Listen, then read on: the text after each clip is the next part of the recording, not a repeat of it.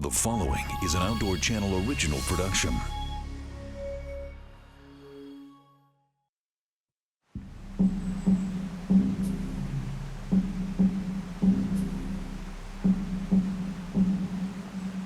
Montana, big sky country. Protecting this rugged wilderness is a brave group of men and women. These are the Wardens, dedicated to the preservation of the last best place.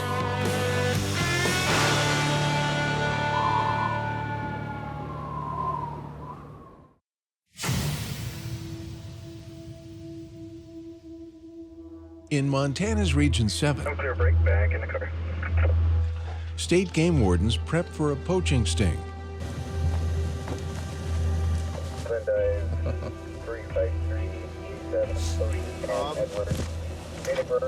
It's a pretty good spot.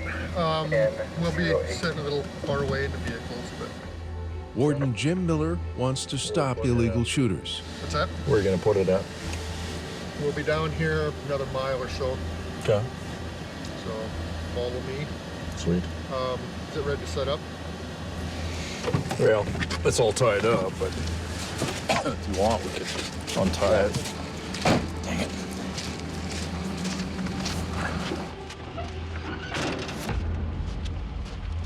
The wardens gear up and set out a remote-controlled deer decoy on a hillside known to attract shooters. The wardens then stake out the site and wait for traffic.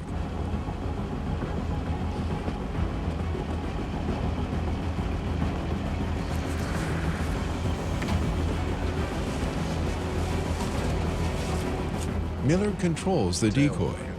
Warden Steve Marks watches for illegal activity.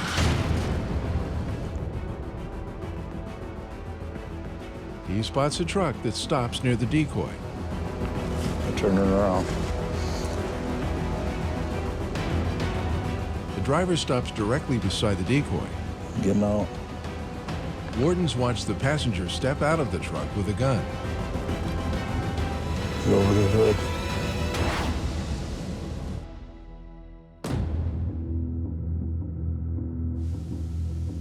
Over in Region 2, Warden Joe Cambick patrols back roads. He gets a distress call. I can. What's going on? There was a guy in a Ford truck going towards the horse trailer. Bailed past us and tried to go up Dempsey. And right up that, right when you go down to the creek bottom and you go around that corner. Yeah. Tips the horse trailer over. So, yeah, you might need some trade flies forward. All right. The caller reports a truck crash involving a horse trailer. She says there are still horses inside the trailer. Thank you. Right. Cambick races to the crash site. Boy, oh boy, oh boy, oh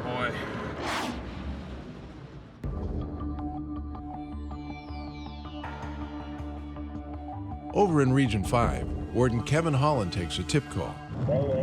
Hello. Hey, this is Kevin Holland, the game warden. Yeah? I understand you have some elk poachers out there? Well, I don't know. The neighbor went down and talked to him. The caller reports watching elk hunters trespass on the property next door. Okay. And I'm at the monument of Pompey's Pillar, so I'll be there in about 2 or 3 minutes. The warden responds to the caller's house. Good morning. Morning. There, you go just past that old house, Okay. The barn, there's a driveway. Okay. They shot it down that field. They went to scrambling around and drug it up the coulee. Why would they drag it up the coulee? I don't know. Whose land is the cornfield? The landowner says he watched trespassers shoot an elk on private property. Very good. Okay. And whose land did they drag it run to? I don't know, something just don't look good. You're right. Well, we'll go see what they have to say. Okay. Appreciate it. It's very unusual that a person would shoot an elk, throw a chain on it, and drag it from one field to another before you field dress it. The warden wants answers.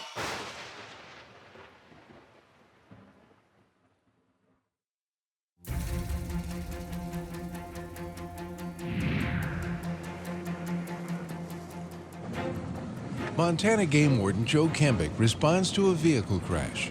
A witness reported a horse trailer tipped with horses inside. Kembick discovers the victims walking the road. The horses seem to be okay. Yes.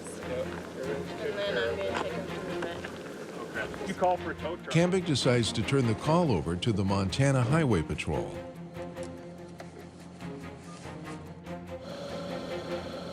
Okay, I need to know how you want me to proceed here.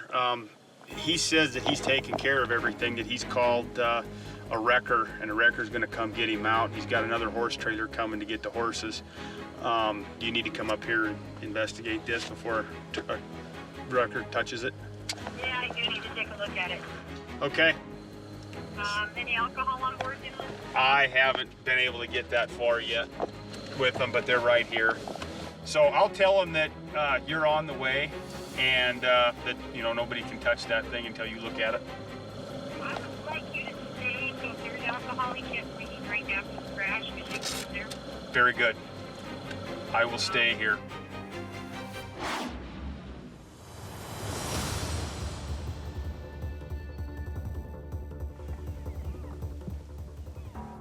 It certainly seems suspicious, so we'll see. Warden Kevin Holland searches for elk hunters accused of trespassing. A neighbor reported watching the hunters poach an elk on private property. The warden spots a truck and He hunters. shot from the other side of the road, off in the field. It's Vince's field. We've been hunting up here for weeks. Okay, who did the shooting? You did, We huh? both were, but Okay, cool. Well, my name's Kevin Holland. So is this your first one, or? First elk, huh? Cool. Pull that baby off. Let's see what you got. You know what day it is? Yep, November 16th. You sure? Yep. Okay. Are you sure you got the right day? You're sure? I'm very sure. Okay, you did. All right. That, and I saw how you drug it up here. I was curious why you drug it so far.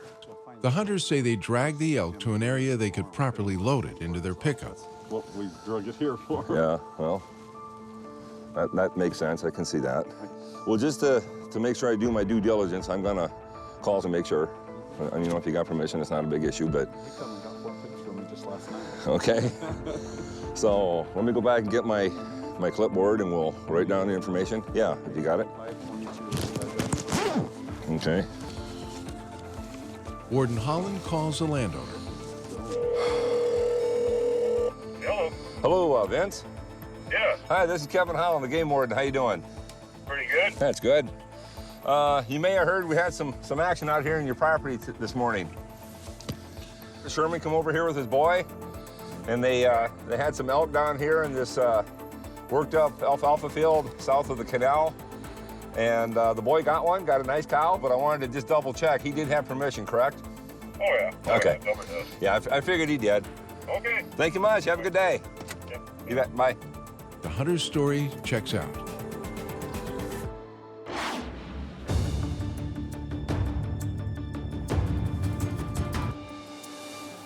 Up in Region 7, Game Wardens Jim Miller and Steve Marks keep an eye on a deer decoy set up in an area known for illegal shooters. Soon enough, a truck stops and the passenger jumps out, leaning over the hood with a rifle. The suspect drills the decoy. Shooting again. Both wardens try and stop the shooter. Stop the truck! Warden Marks jumps out to question the men. Warden Miller arrives to back him up. Stay in the truck for me, please. You have your hunting license handy? Okay, you're shooting off a county road. Oh, yeah. Okay. At a deer. Okay. How many times did you shoot? Twice. Twice. Okay.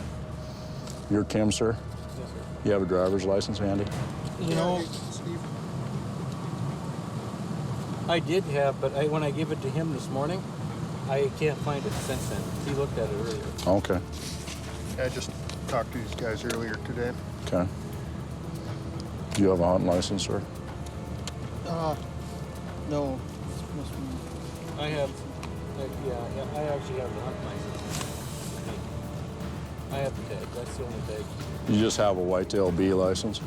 Yes, Okay, that's the only one I have. okay. And he's shooting out a mule deer buck. Okay, there's a buck, I know. Yeah. Yeah.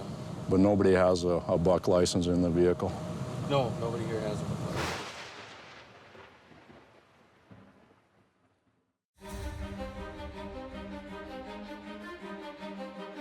State wildlife biologists face a moose management dilemma. We have all these sources of information, but they don't all agree. And which ones do you trust and why? Biologists rely on population trends in determining moose hunting seasons. Biologists monitor these trends through annual aerial surveys, where they count and classify each moose, and hunter-harvest surveys, which use information from hunters in the field. But sometimes, these two methods provide contradicting information. I'll come back from a great classification survey and find another 40 moose, and then hear from another hunter that they had a really tough time finding their target again this year. Now, an ongoing moose research project is hoping to verify these moose monitoring methods. We're trying to take all those different pieces of data we collect and sort of calibrate them together to really provide some information about how well the information kind of line up. Because of the cost, not all moose populations are counted from the air, but hunter-harvest data is readily available. So verifying the methods will help wildlife managers be more confident in their season settings in the future. We can take some of the data that the biologists have already collected and basically ask some of those questions already of, well, how well do these hunter statistics tell us what we're seeing when we're going out and flying for them? Researchers hope to have an answer to this dilemma in the next couple of years, which for local biologists won't come a moment too soon. I'm Winston Greeley, out among Montana's fish, wildlife, and parks.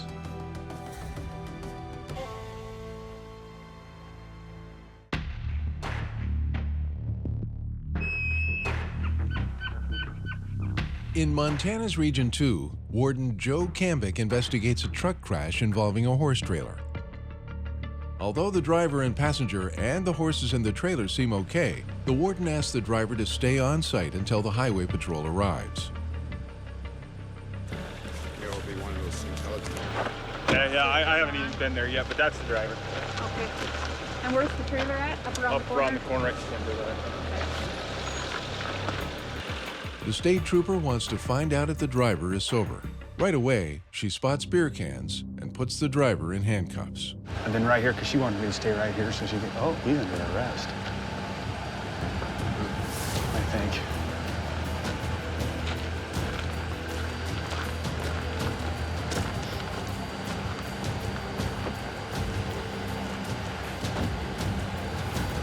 $61. What's that? 61. Possibly. Okay. If I get the heater on, I'll know. Okay, we'll hang out. 61 Whatever is you need. code for driving under the influence.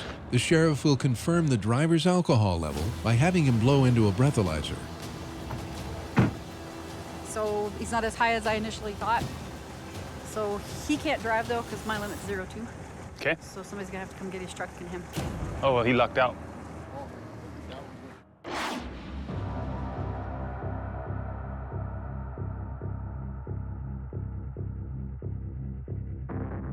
Back in Region 5, Warden Kevin Holland continues his afternoon patrol. He spots a potential problem.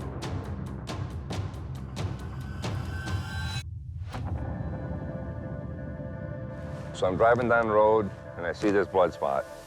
There shouldn't be any blood on the road. You know, by the time things are on the road, they should be dead and not be bleeding. You look over here, you can see where a truck pulled off to the side. If it went down the ditch, you can see a few boot prints here.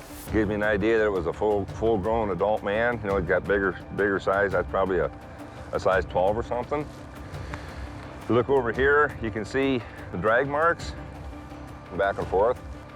So we're gonna go over here, see if we can find the actual kill site. Then we're gonna come back here and see if we can find any brass on the road and see if we can find where they shot from the road and left brass. So we'll go take a look-see.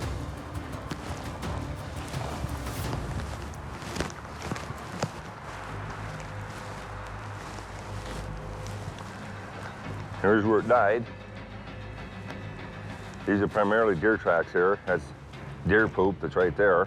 Thing was probably, could have been laying in his bed and they saw it. Clearly it was shot from the road. The road's only 30, 40 feet away. The warden decides to collect evidence. Often seemingly minor cases turn into bigger events. Well, we'll put it in our database and we'll have that for years to come. And we have every so often, we'll have a deal where somebody will come to us 1 or 2 or 3 years later and say, hey, did you ever hear about a deer that was shot at a certain place, you know, at a certain time? And you know, we hear about it and we go back and check our database and we have a DNA sample from there. And that shows that, you know, we can make that connection even if it's years later.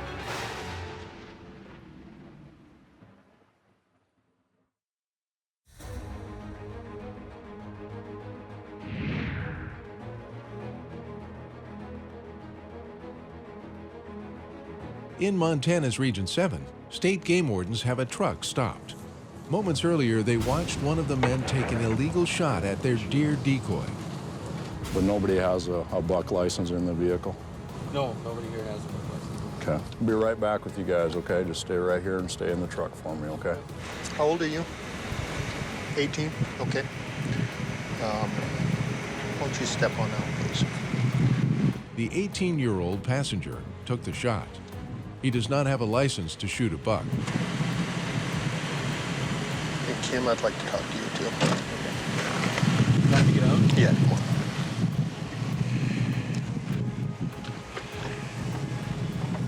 So are you aware of what kind is going on here?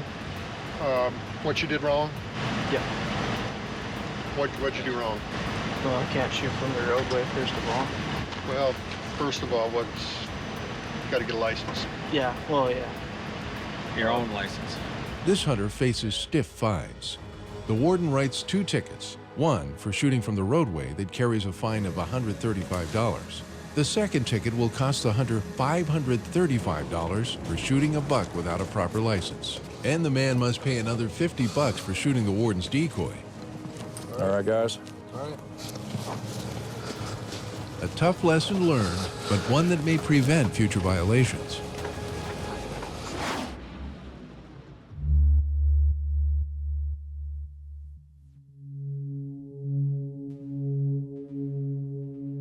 Over in Region 2, Warden Joe Cambick clears the horse trailer crash. Just up the road, he spots a pickup with a deer in back. Not unusual in these parts, except...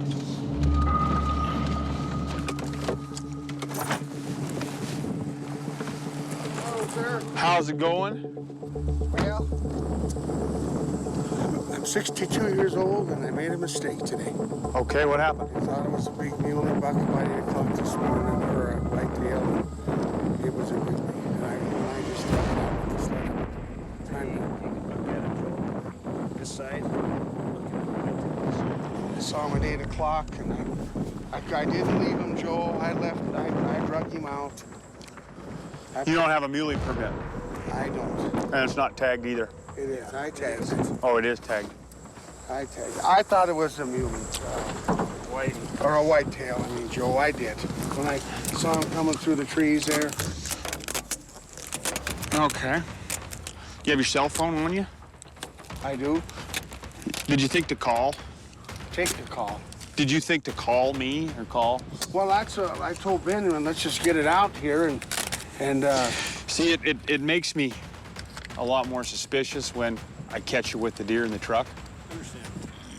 You know, you've been hunting long enough that, I mean, that does side look like a whitetail. The other side looks like a mule deer. But what we got to go by is the tail and the body. So, all right. Not going to crucify you on this deal, okay? But I do have to write you a ticket. That's fine. I do have to take the deer. I can do that. Okay. Yeah, I'm not going to sit here and, I mean, it is what it is, and yeah. We'll take care of it. You got your conservation on you, John? I got everything right here.